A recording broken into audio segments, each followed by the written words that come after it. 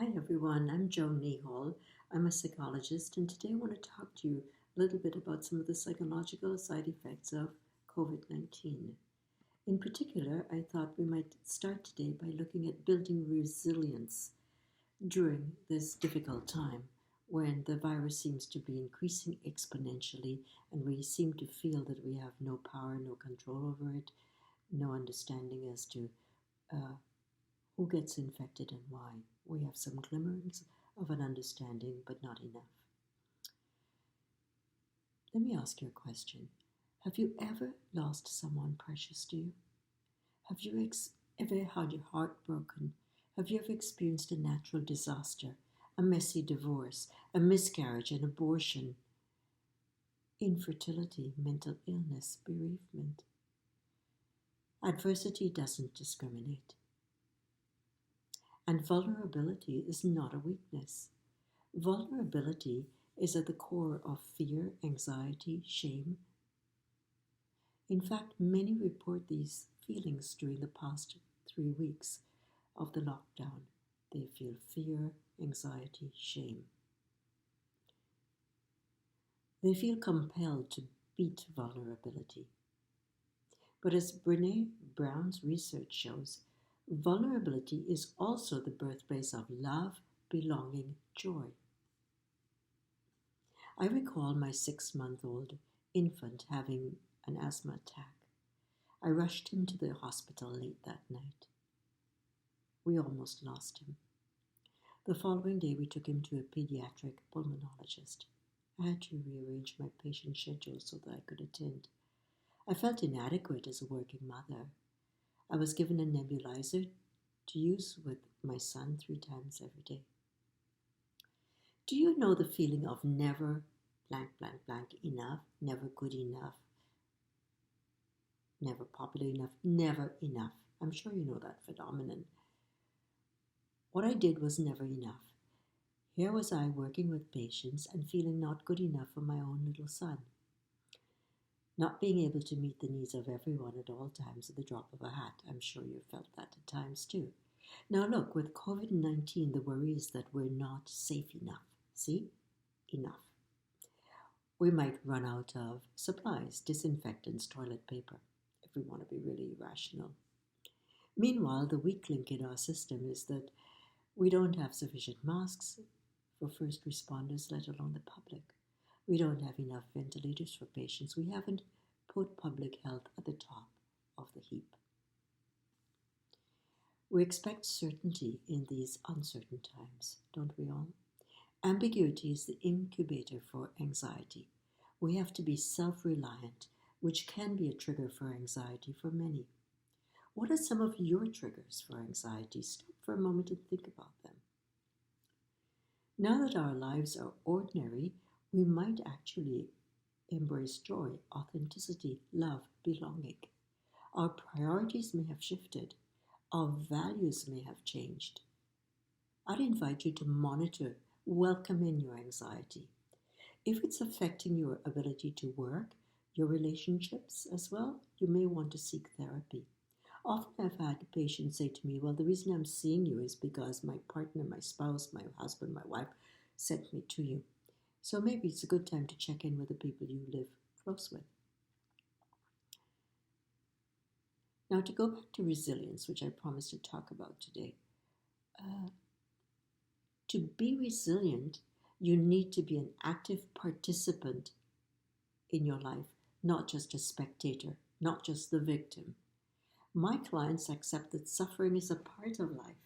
They can't be happy at all times. They accept that life happens. I'm afraid they use a more colorful word than life, which starts with the letter S, and we don't have to play Scrabble right now.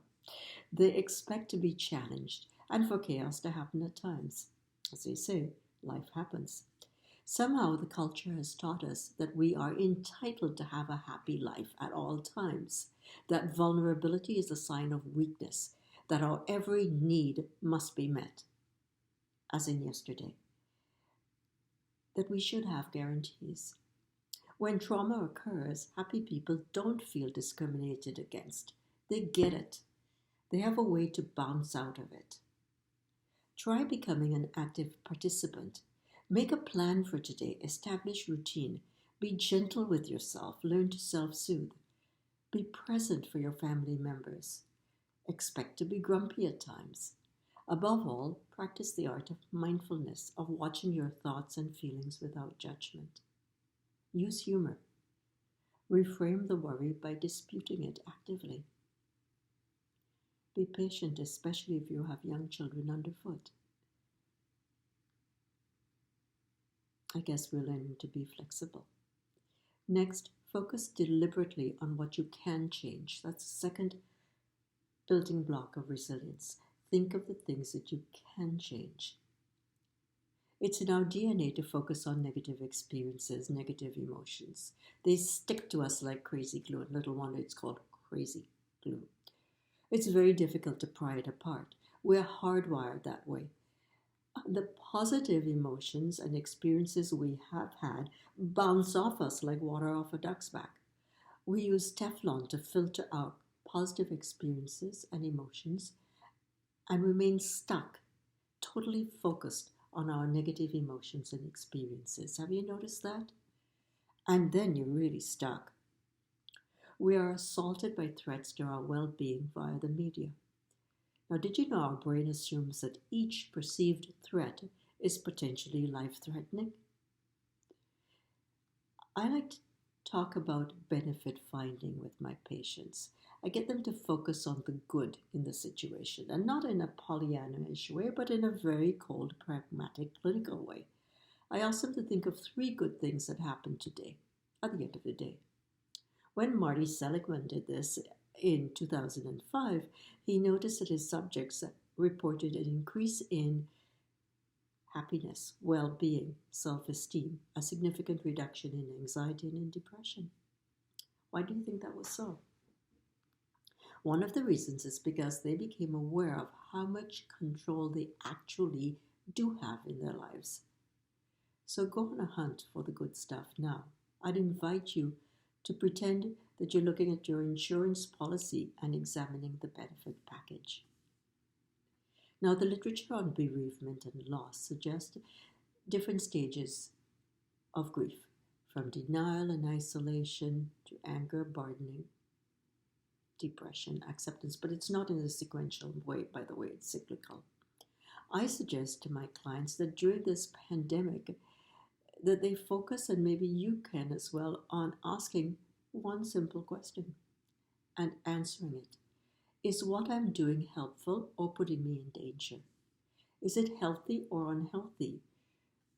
Do I really need to reach for that glass of wine, that vape, that bit of nicotine? While these suggestions seem simple, they present you with something concrete that you can do. They will increase your level of resilience. Resilience is something you can learn. Did you know that? You have to have a willingness to follow through, to use these strategies on a daily basis. Then they'll move into working memory, and so automaticity will occur, just like brushing your teeth, putting on your shoes, putting on your clothes. You can choose to accept that negative events happen, life happens. And you can choose to deal with trauma by focusing your attention on what you can change, looking for the good, the benefit package, and to practice self-soothing measures. Thank you for your time. Bye now.